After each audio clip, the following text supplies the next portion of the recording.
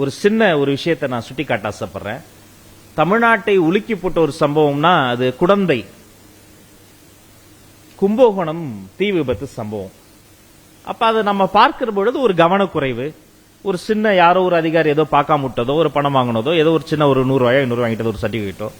அப்ப உணவு கூடம் தீப்பற்றி, மொட்டை மாடி கூரை நெருப்பு பற்றி 80 சொச்சம் குழந்தைகள் கருகி இறந்து போனார்கள்.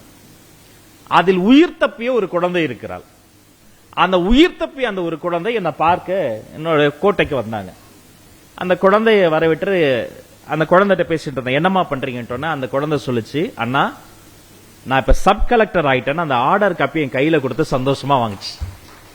சிலிர்த்து போச்சு, எனக்கு கண்கள் கலங்கியது. அந்த தங்கச்சியை கையை பிடிச்சு அழைத்து நேரா மேல கூட்டு போய் முக்கியமான தலைவர்கள் முன்னாடி உட்கார வச்சு, இவங்களை தெரியுதா சார் அப்படின்னு. யாருப்பா சொல்லுப்பா அப்படின்னாங்க. சார் இவங்க தான் கும்பகோணம் தீ விபத்துல தப்பித்த ஒரு விக்டிம், இன்னைக்கு சப் கலெக்டர் ஆயிருக்கிறாங்க, நம்மளோட ஒர்க் பண்ண போறாங்க.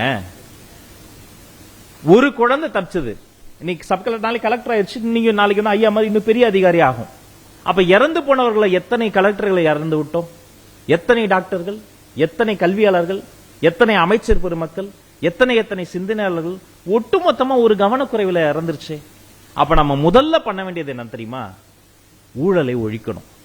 கல்வித்துறையில ஒரு சான்றிதழ் கூட, ஒரு என்ஓசி கூட, ஒரு அப்ரூவல் கூட காசு கொடுத்தாங்கிறதுக்காக தரக்கூடாது, இதை டிஜிட்டைஸ் ஆக்கணும்னு சொன்ன உடனே ஒட்டுமொத்தமாக எல்லோரும் ஒரே குரலில் சொன்னார்கள், இனி ஒரு சர்டிபிகேட் கூட புரோக்கர் மூலமாகவோ காசு வாங்க கிடையாது. எத்தனை கோடி கொடுத்தாலும் ஒரு சான்றிதழ் கூட பள்ளி கல்வித்துறையில் நீங்கள் இனிமேல் காசுக்கு வாங்க முடியாது.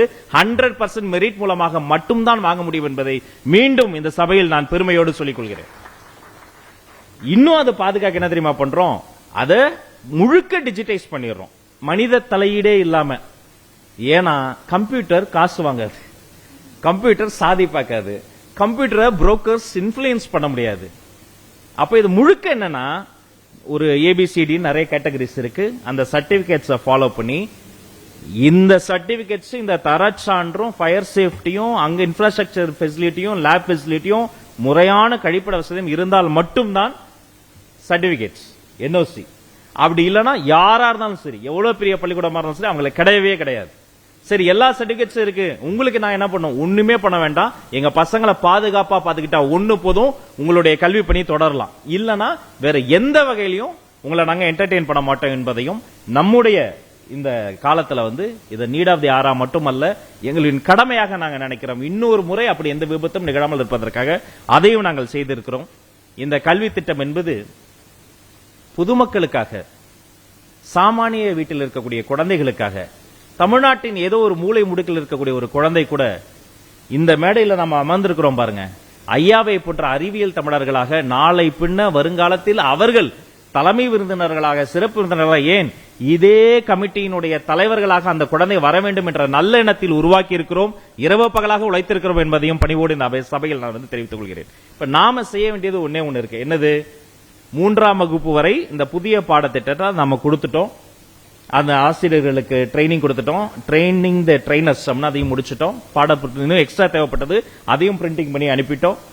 அடுத்து 4, 5, 6, 7, 8, 9, 10, 11, 12 அதற்கு டிராப்ட் சிலபஸ் உருவாக்கி இருக்கிறோம். ஒரு வகுப்புகளுக்கு டிராப்ட் சிலபஸ் ஆன்லைன்ல ஒப்பீனியன்ஸ்க்காக சப்மிட் பண்ணியிருக்கிறோம். இப்ப நாம் செய்ய வேண்டியது ஒன்னே ஒண்ணுதான். நம்ம குழந்தைகளினுடைய வருங்காலத்தை கருத்தில் கொண்டு இந்த கல்வி திட்டத்தை நாங்கள் மாற்றி இருக்கிறோம். இதற்கேற்றாற் போல அனைவரும் ஒரே குரலில் இந்த குழந்தை மைய கல்விக்கு நாம் நம்ம மாத்திக்கணும்.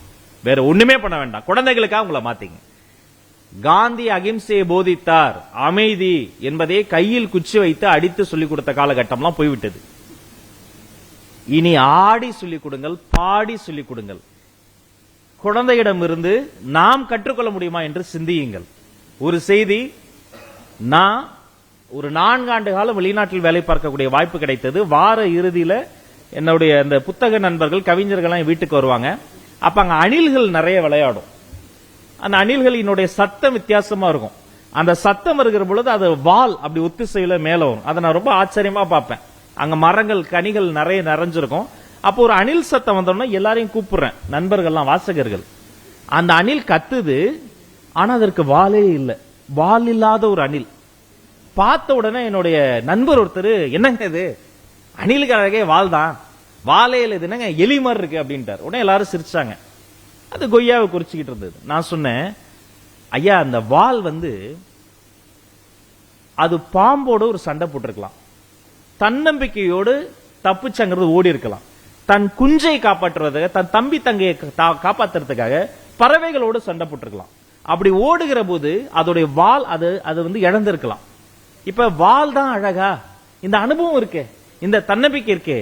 வால் இருக்கிற அணில்களை விட வால் இல்லாத அணில் எவ்வளவு தனித்துவமானது, யூனிக்கானது என்று சொன்னவுடன் அனைவரும் ஓடி கட்டிப்பிடித்து விட்டார்கள். நான் சொல்வது அதுதான். என்னுடைய பள்ளிக்கூடங்கள்ல ஒரு குழந்தை நிறத்தை வைத்தோ உயரத்தை வைத்தோ பல்லின் அமைப்பை வைத்தோ யாரும் யாரையும் பகடி செய்வதோ பரிகாசம் செய்வதோ ஒதுக்கி வைப்பதோ இருக்கவே கூடாது. வெள்ளை நிறத்து ஒரு பூனை எங்கள் வீட்டில் வளர்றது கண்டீர், பிள்ளைகள் பெற்றது பூனை, அவை பேருக்கூறு நிறமாகும், எம்ம நிறம் இருந்தாலும் அவை யாவும் ஒரே தரம் என்றோ. பூனை குட்டி போடும்போது ஒன்னு கருப்பா இருக்கும், ஒன்னு வெள்ளையா இருக்கும், ஒன்னு சாந்து நிறம் இருக்கும். எல்லா குட்டியும் தாய் பூனை அரவணைப்பதை போல எந்த பள்ளியிலும் ஆசிரியர்களே, தலைமை ஆசிரியர்களே, சக மாணவர்களே யாரையும் அப்படி போறப்ப கருவாயா அப்படின்னு ஒரு குழந்தையை கூப்பிடாதீங்க. என்ன அப்படி கூப்பிட்டு இருக்காங்க, நண்பர்கள் தானே அப்படின்னு நம்ம நினைச்சுக்கோம். அந்த குழந்தை அதை காயப்படுத்தும், நிறத்தை குறித்து சந்தேகத்தை ஏற்படுத்தும். கொஞ்சம் அழகா குட்டி குழந்தைங்க பார்க்கவே கியூட்டா அப்படி முன்பல் கொஞ்சம் முன்னாடி வந்திருக்கும், அதை டேய் பல்லா அப்படின்னு கூப்பிடாதீங்க, அந்த குழந்தையை காயப்படுத்தும். ரொம்ப உயரம் அப்படி சின்னதா இருக்கிற குழந்தைய எப்ப பார்த்தாலும் டே அவன் குள்ளன கூப்பிடு அப்படி எந்த விஷயமும் இனிமேல் பள்ளிக்கூடங்கள் இருக்கக்கூடாது. இது அனைவருக்குமான கல்வி, ஆரோக்கியமான கல்வி. வாருங்கள் அத்தனை பேரும் ஒன்று சேர்ந்து ஒரு கல்வியில் சிறந்த தலைமுறை உருவாக்கி காட்டுவோம் என்று மாண்புமிகு முதலமைச்சர் சி. ஜோசப் விஜய் அவர்களின் சார்பில் உங்கள் அத்தனை பேரையும் வாழ்த்தி வணங்கி விடைபெறுகிறேன். அனைவருக்கும் நன்றி, வணக்கம்.